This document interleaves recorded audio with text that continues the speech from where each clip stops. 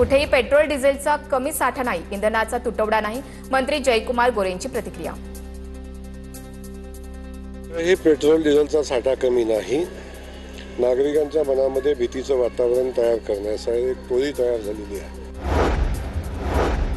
सामना वृत्तपत्र फडणवीस आणि मोदींबद्दल लिहिल्याशिवाय विकला जाऊ शकत नाही, चुटकुले लिहिणारा हा पेपर सामनातील अग्रलेखावरून परिणय फुकेंची टीका।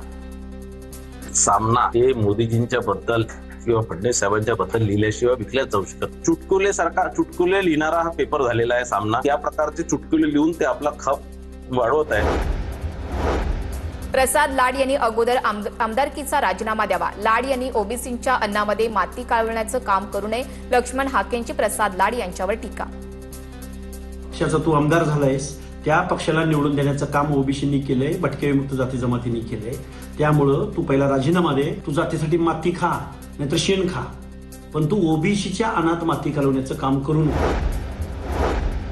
भाजपचे शहर जिल्हाध्यक्ष किशोर शितोळेंची आमदार प्रसाद लाड यांनी भेट घेतली। आमदार लाड, शितोळे आणि छत्रपती संभाजीनगरचे महापौर समीर राजूरकर यांच्यामध्ये चर्चा झाली।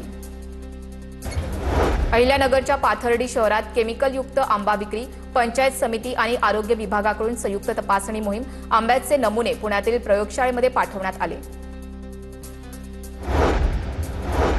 शेतकरी आणि ट्रान्सपोर्ट वाहनांना प्राधान्याने इंधन उपलब्ध करून द्या, महाराष्ट्र राज्य ट्रक टेम्पो वाहतूक महासंघाचे पदाधिकारी बाबासाहेब सामंत यांची मागणी।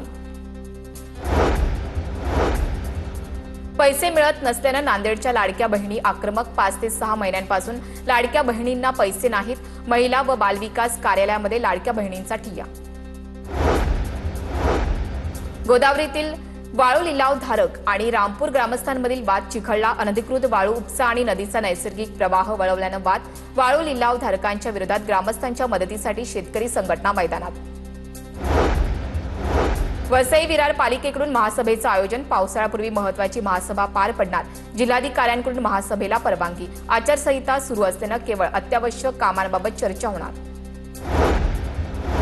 सांगली शहरातल्या नालेसफाईच्या कामाला सुरुवात, पावसाळ्यापूर्वी शहरात नालेसफाईची मोहीम हाती।